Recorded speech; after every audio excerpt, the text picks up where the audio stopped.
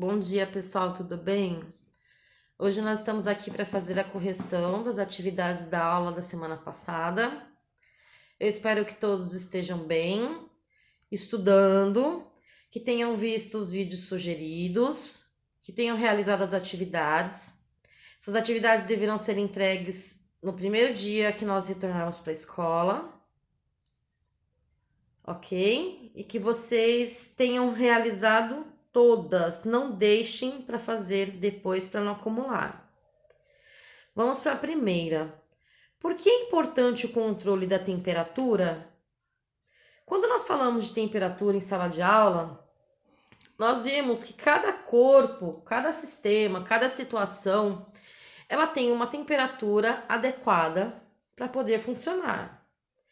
Nós podemos pensar em máquinas, ou em alimentos, ou em até mesmo no nosso corpo humano. Então, elas exigem determinada faixa de temperatura para que elas existam ou para que elas funcionem de maneira correta. Algumas de nossas proteínas, por exemplo, elas saem de seu estado enovelado e deixam de exercer suas funções se o interior do corpo atingir temperaturas por volta de 42 graus Celsius. Olha só, nosso corpo funciona na temperatura aproximadamente 36 graus Celsius. Se eu tenho uma temperatura igual ou maior a 38 graus Celsius, eu já sei que eu estou no estado febril. Alguma coisa já não está normal. A partir dos 42 graus Celsius, algumas proteínas já não funcionam mais. Elas já estão fora do seu estado normal. Então, essa é a importância do controle da temperatura. Eu tenho alimento que ele tem que ficar na geladeira. Então, ele tem uma baixa temperatura. Se eu deixar ele fora, ele vai estragar. Tudo bem? 2. Como funciona a lâmina bimetálica? Vocês pararam para pensar o que é uma lâmina bimetálica? Vocês pesquisaram o que é uma lâmina bimetálica? Lâmina bimetálica é uma estrutura em que duas lâminas de materiais diferentes são unidas rigidamente como chaveamento elétrico. Então, o que acontece? Se a temperatura se a temperatura aumenta, ela sofre uma dilatação. Não entendi, professora. Onde que eu encontro essa lâmina? Eu posso encontrar essa lâmina no pisca-pisca da árvore de Natal. Posso encontrar essa lâmina no ferro elétrico. Como que ela funciona? Elas são constituídas de materiais de coeficientes de dilatação diferentes, ligados uns aos outros. Então, ao serem aquecidas, elas vão dilatar de forma diferente. Um lado vai dilatar mais, fazendo a lâmina se curvar. Nessa fase de se curvar um lado e o outro não, é que ela funciona. Por exemplo, no pisca-pisca, vai dilatar um lado e o outro não.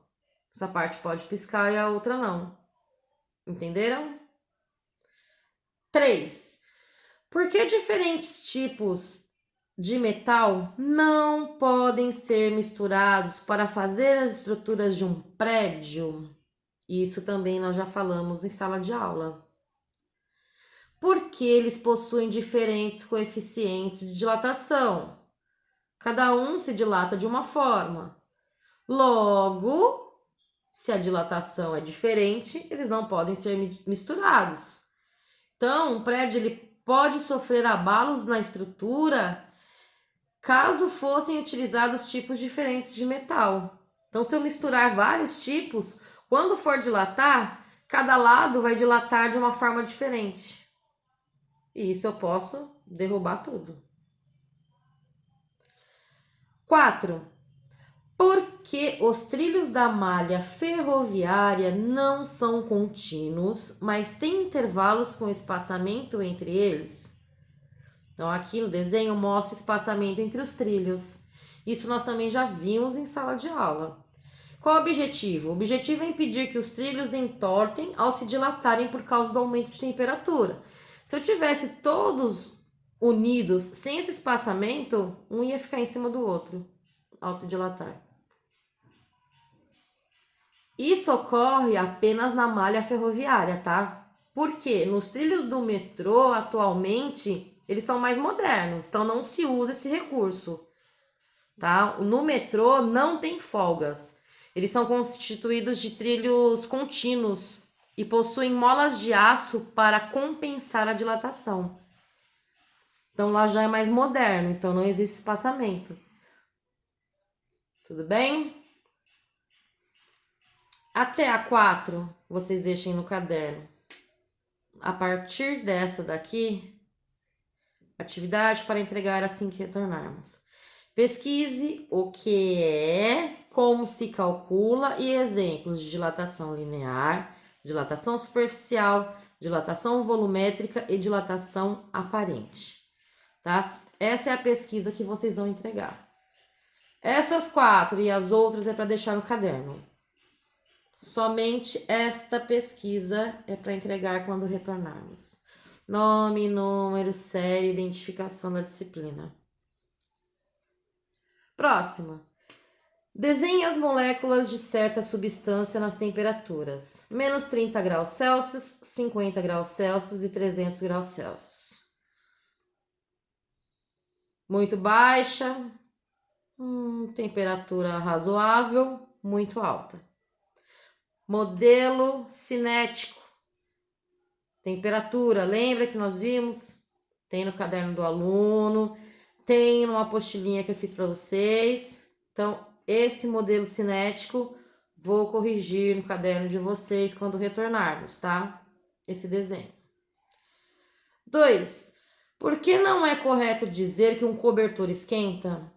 Explique fisicamente o que ocorre quando um dia frio nos cobrimos com um cobertor.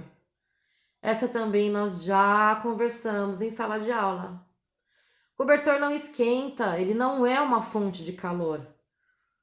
O que ele faz, professora? Ele faz o isolamento do meio em que estamos. Então, ele diminui a troca de calor. Não entendi. Ele evita que nós deixamos que o nosso calor passe para o meio ambiente.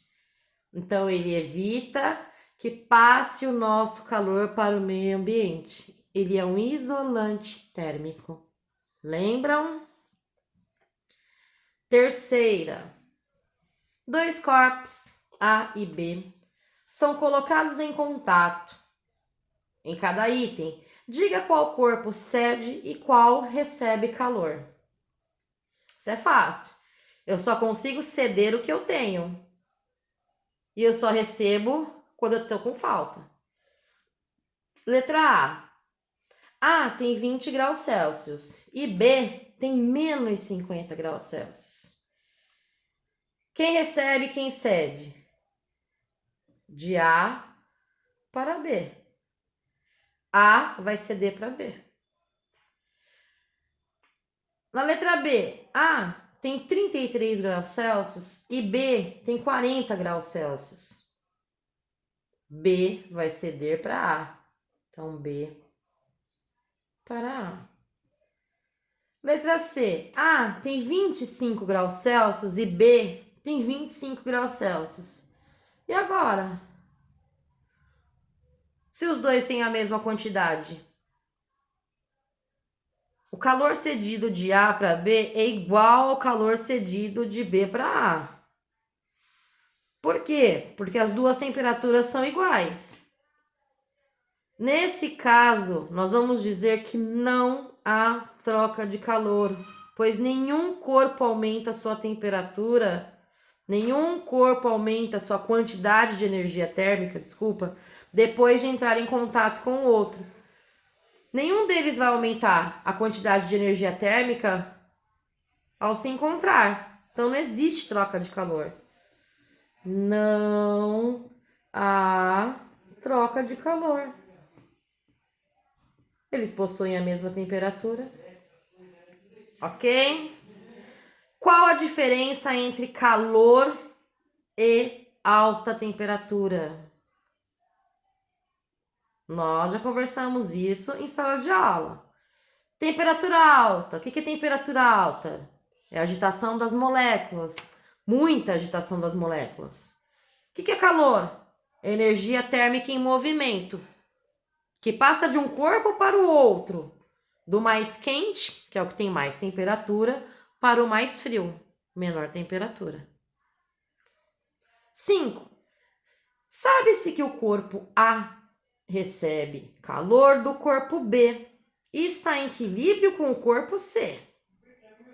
Se o corpo C doa calor para o corpo D e está em equilíbrio com o corpo E, que troca de calor ocorre entre A e C?